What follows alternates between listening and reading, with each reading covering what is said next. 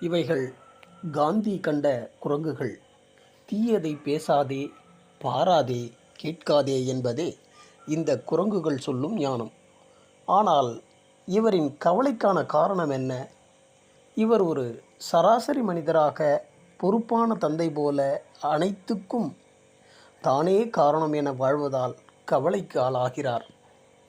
ஆனால் இம்மூவரோ எதையும் கண்டுக்காதே, எதையும் காதில் போட்டுக்காத, தேவையில்லாமல் யார்கிட்டையும் பேசிக்காத, குடும்ப விவகாரங்களை பிள்ளைகள்கிட்ட விட்ட பிறகு அதில் தேவையில்லாமல் மூக்க நுழைக்காமல் இருந்தால் எங்களை போல் நிம்மதியாக வாழலாம்.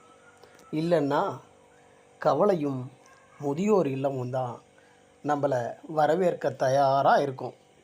அதுதான் இந்த தனி மனிதனோட கவலைக்கான காரணம். புரியுதா?